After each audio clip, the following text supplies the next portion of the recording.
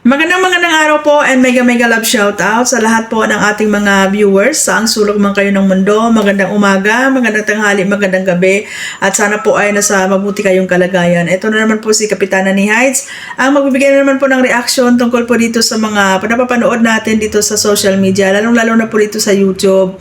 At ngayon nga po ay bibigyan ko ng reaction itong napanood ko sa live ni Langga Rachel. Ayan, no? So bago po ang lahat, mega love shoutout po sa lahat ng Rochelle community. Ayan, lalo na po kay Dudong Ruel at kay Langga Rachel.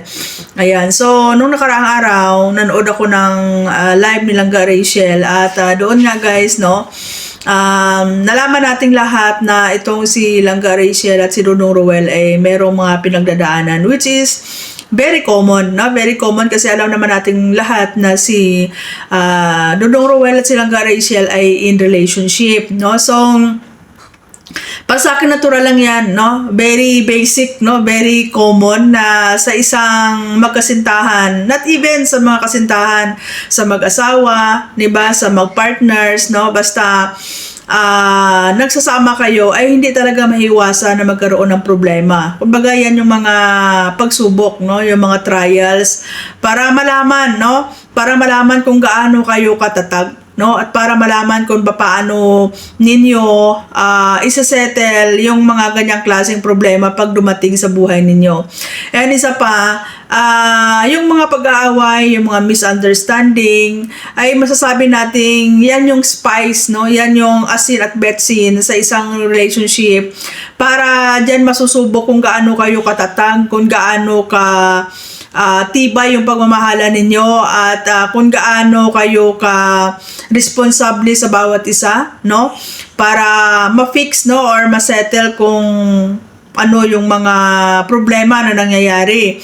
And dito kasi sa Rochelle, isa siguro sa rason kung bakit medyo gumugulo yung isip ni Langga Rachel, isa din siguro sa mga reason kung bakit nagkakaroon siya minsan ng doubt and curiosity.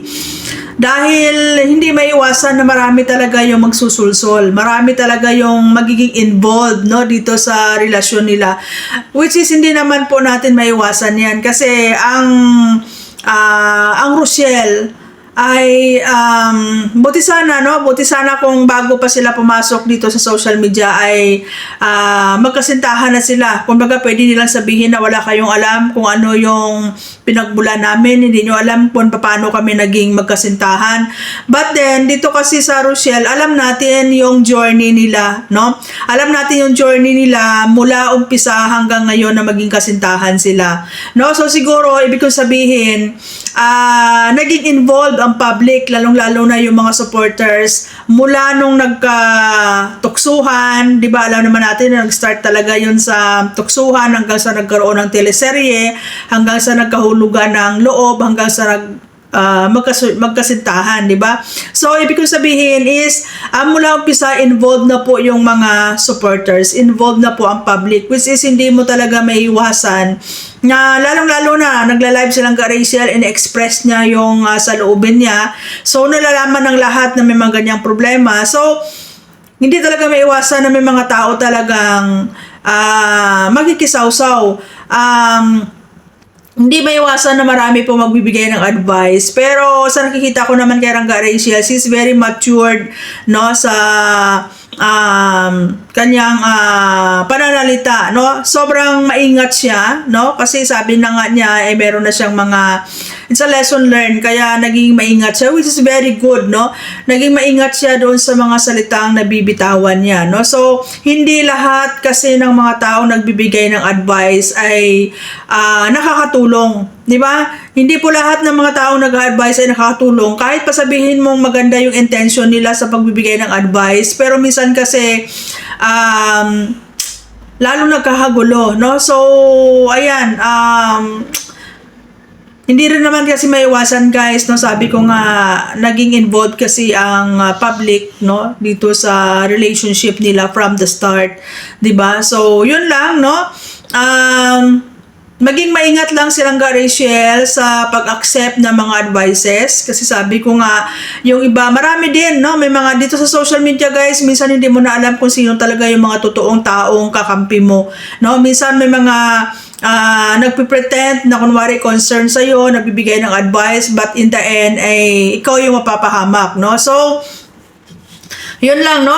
Be careful. And then, sa tingin ko kasi kay Langga Rachel, parang naghahanap siya ng atensyon kay Dudong Ruel. Lalong-lalo na guys, wala siyang mama. Tapos parang cargo niya lahat ng responsibilidad, no, breadwinner ng family. So siguro may times na kumbaga parang kailangan niya ng karamay, no? Dumadating talaga sa punto na siyempre siguro kung wala siyang boyfriend, hindi naman siya mag-i-expect ng gano'n, no? Kaso lang meron siyang boyfriend, andyan si Dudong Ruel. So in times siguro na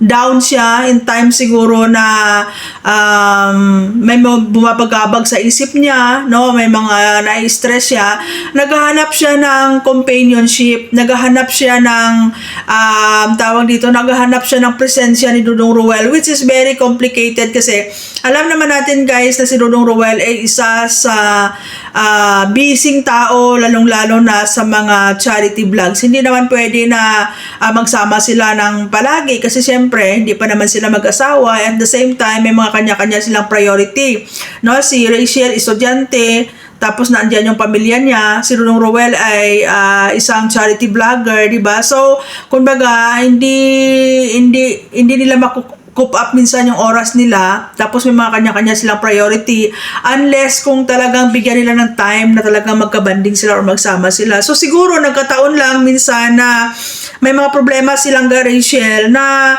kailangan niya ng karamay, kailangan niya ng companionship hanggang sa, di ba, hindi nga conflict, no? And base doon sa sinasabi nilang Rachel, feeling ko meron nabitawan silang Rachel na mga salita na hindi rin siguro, kumbaga, sumama ang loob ni Dudong Ruel. Pero sabi nga niya doon, siguro nasabi lang niya yon para siguro lumuwag yung pakiramdam niya, pero hindi niya intention talaga na saktan si Dudong Ruel, or hindi niya intention talaga na makapanakit, no?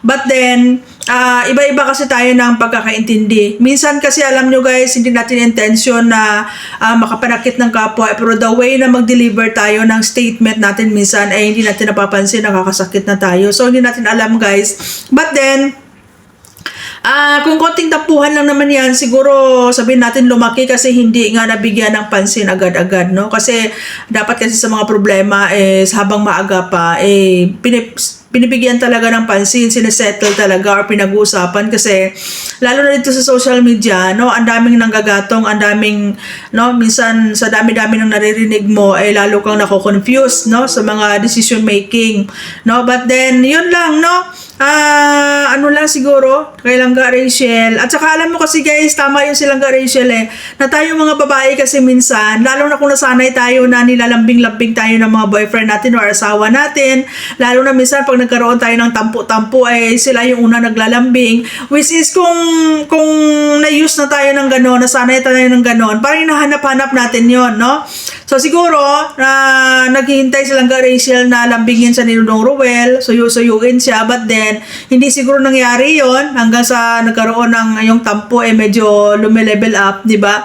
And yun lang, nasanay kasi tayo ng ganun guys, no? So siguro, nakita ko naman na malambing naman si Dudong Ruel sa kanya, but then siguro hindi lang talaga kinaya ng oras, hindi kanaya ng time nila, no? So yun lang, nakita ko naman kay Langga Rachel na hindi naman siya ganun ka ma-pride na tao, no? Siguro time can tell, no, na at saka wala naman guys sa totoo lang, pag mga ganyan kasi mga personal problem, wala naman po ibang makakalutas yan kundi sila lang talaga dalawa Kailangan lang talaga yung tiwala, no, yung trust, love and patient, no, yun lang naman talaga importante guys no. Siguro kami nating magtatampo, pero yung love, nandyan lang yan. Kung talagang mahal mo yung isang tao, willing kang magpa-ubaya, willing kang magpakumbaba, but then siguro in the right time, no? So, para sa akin yun lang yun. Natural lang, no? Very common na magkakaroon ng tampuhan, magkakaroon ng misunderstanding, kasi yan yung pinaka main recipe, no? Yan yung pinaka sangkap para malaman nyo kung gaano katatag yung pagmamahalan nyo sa isa't isa at para malaman or masukat kung hanggang saan talaga yung tibay ng pagmamahalan ninyo, di ba?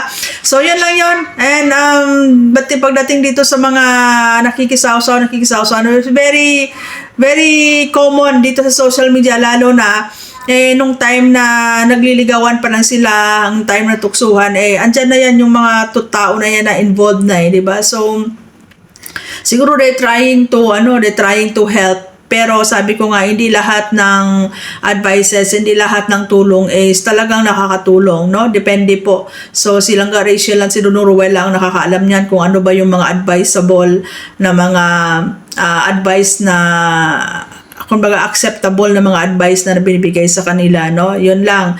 And be firm and be consistent doon sa paniniwala ninyo. Kasi at the end of the day, kayong dalawa lang din naman yan ang magsasama. At the end of the day, kayong dalawa lang din naman yan magsasuffer, no?